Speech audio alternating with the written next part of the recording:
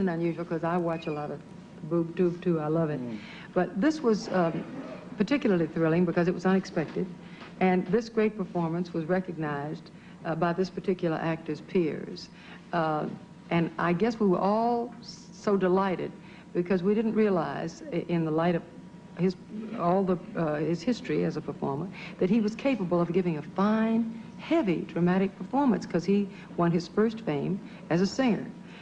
He is now turning his energies into his dramatic acting full force. It's a new face to the acting scene, and a wonderful, warm, beautiful face for all of us. Mr. David Cassidy.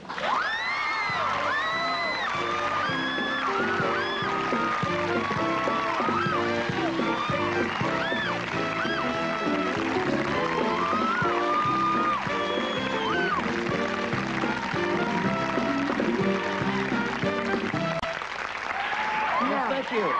See? You see how happy they are to see you? Boy, well, I'm just as happy to see you. Well, it's really. about time. Hey, well, thank you. Thank you. Really. I'll tell you why. You've been tiptoeing around me for about 4 years. We've been trying to get you to come on the show, and I used to think it was personal. And then I found out you haven't done any talk shows. I've never done a major talk show. I did... You did David's. Yes, I did his. I was about to say Phil, somewhere. I can't... Yeah. I've never done a major talk show. I did, you know, I've done interviews and things. Why?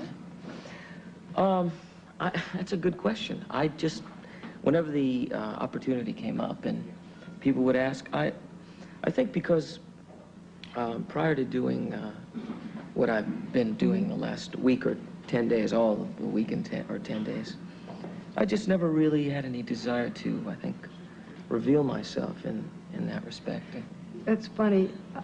Most people are nervous about doing an interview because there's so many speculative things written about you in all the magazines that are fictional and purely speculative, that when you get a chance to talk about yourself, you're not ready to do it. But you've got to be ready to talk about acting now, because that performance on Police Story was so exciting. Oh, that's so sweet of you to say. Not only because...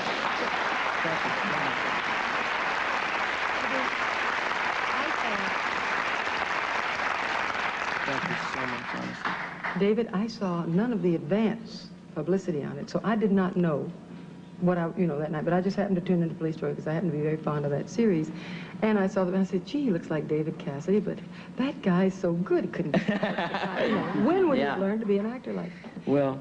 It means a lot to you, doesn't it? It means an awful lot to me. What a lot of people don't know is that I started as an actor, and I think I was 17, and I was working at the LA Theater Company. And I left... Before the Partridge Family? Oh, long before, a few years before. And I left Los Angeles, which I'd been living out here, I guess 6 years or so. And I went back to New York. And I started studying acting, and, you know, I got a part-time job in a textile industry. It was tough. You did? Yeah, I was not working in a laundromat? No, nothing quite so glamorous as a laundromat. No, you know. The textile industry. And I was going out on auditions, and I had a good time, you know, struggling for a week and a half, and no, it was a relatively short period of time, although it was whenever you're beginning, it's all relative. I mean, if it's 3 months or 30 years, you know, people will tell you there are a certain amount of dues that everyone has to pay, and I'm sure you know it, and I'm certainly sure you know it. No, I'm kidding.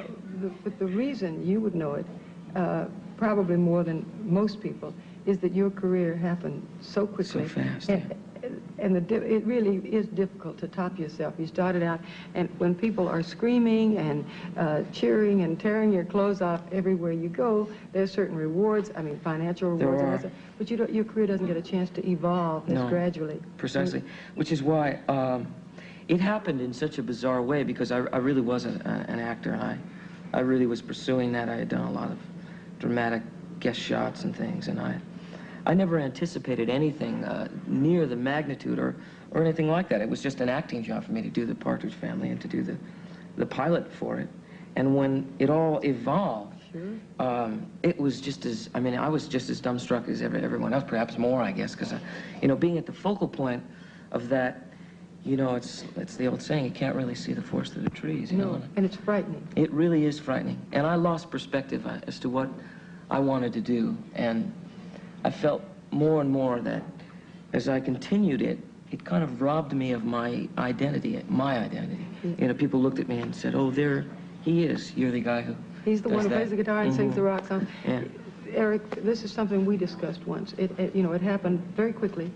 Chips, you know, grabbed hold of the public imagination and fancy right away. But the degree to which David was subjected to the heat I remember.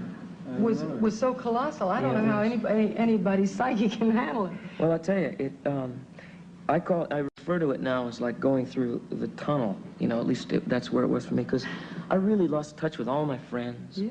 You know, I became very paranoid, which is part of the reason why I never did a talk show before.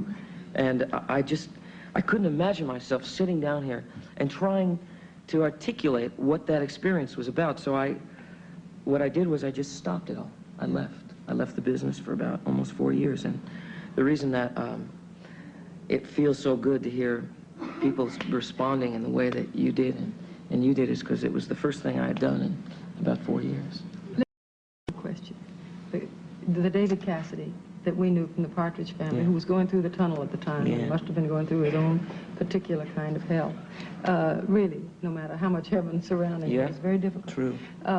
Was counterculture. Exactly. Represented a lot of things with counterculture. Now you're playing a policeman. Yeah. How'd you turn that? Can you see me as a cop? Turn it around in your head. This, I must say that the policeman, you know, the concept of being a policeman, as you know, and you're out doing, I could not, and I don't say this in any way, condescending way, because I just don't. I admire someone who can put on a uniform and assume the identity of that kind of a policeman. I can't. But it took me a year before I started. You felt comfortable? I started looking at the uniform as a responsibility instead of a costume. Yeah.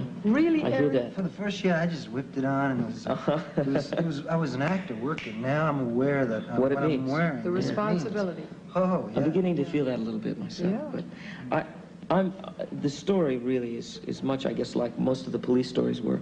It's more a human involvement, and the opportunity that I have is the fact that this guy really, really cares about what's going on out there in the streets, and that's why he's doing it. He's a man of a great integrity, I think, and Will you be a lot of policemen portraying do. a character based on one policeman, or will it be on several different characters, a composite? Well, it's really, obviously my character is a character that myself and David Gerber and a few of the writers have developed.